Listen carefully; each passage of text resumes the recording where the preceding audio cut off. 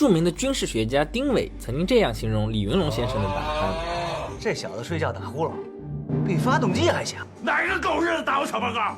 那时尚且年幼，认为这只是一种夸张的修辞手法，打鼾怎么能跟发动机的声音相提并论呢？直到我步入了大学宿舍，我们宿舍住着4个人，每个人的打呼声音都各不相同。1号舍友这样打，2号舍友是这样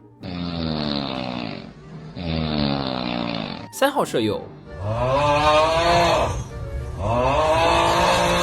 有人好奇我怎么打，很抱歉没有那个机会，因为那段时间我神经衰弱，入睡时听不得太响的声音，于是只能整宿的听他们演奏交响乐。更离谱的是，中间还夹杂着说梦话的，说到兴起时还飙2句洋文。yes。我一直以为初中学的经中有善口技者中，只有未几夫后生起是形容打鼾的，直到那个时候我才知道是我浅薄了。火爆声、呼呼风声、抢夺声、泼水声、百千求救声，凡所应有，无所不有，整篇文章可能都是形容打鼾的。那人究竟为什么会打鼾，又为什么打得各不相同？人在睡觉的时候，上呼吸道的软组织会放松下来，气道就会变窄。如果出现任何因素进一步收缩或者阻碍气道，就会导致或者加剧打鼾，比如舌头大、脖子粗、扁桃体发炎、喝酒太多。气流越强，声音就越震撼，而气道越堵，穿透性就越强。如果能够找到两者之间的平衡点，就能达到高音甜、中音准、低音沉的梦幻效果，给舍友或者枕边人带来如听仙乐耳暂明的美好时光。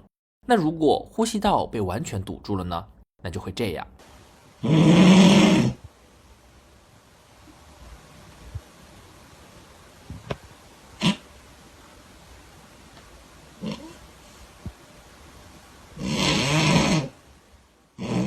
这个就是传说中的阻塞性睡眠呼吸暂停。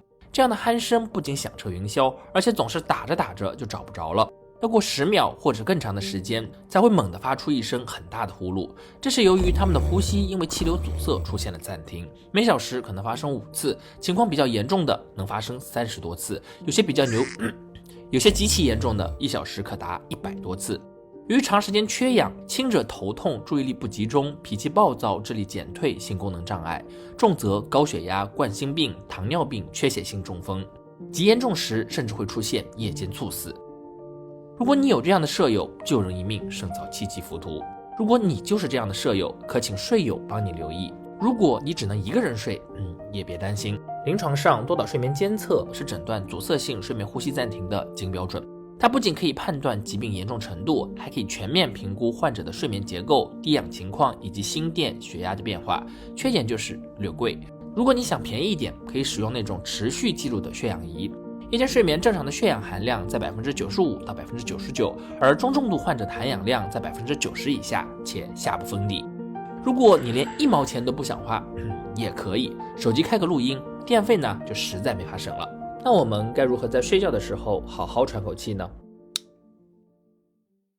首先是减肥，体重增加会导致颈部脂肪堆积，使得咽喉的内径减小，所以没什么好说的，管住嘴，迈开腿，别让脂肪在喉咙上堆。其次，可调整睡姿，仰卧时因为重力作用，舌根向后呈下降趋势，软腭和扁桃体也附着在喉壁上，导致气道变窄。多采用侧卧的姿势，让空气更易流通。有条件的话，也可适当抬高床头的高度，以此保持呼吸道畅通。再者，要避免睡前饮酒，酒精会使喉咙和下颚的肌肉过度放松。如果以上调整都没有明显效果的话，那就需要考虑医院的治疗了。做完检查后，可在医生建议下佩戴合适的呼吸机，例如持续性正压通气呼吸机，或者使用下颌前移装置、舌下神经刺激疗法等。好了，以上就是本期的全部内容。如果你觉得有点好看，或者对你有点帮助的话，可以关注我们，这样就可以了解更多的医学知识了。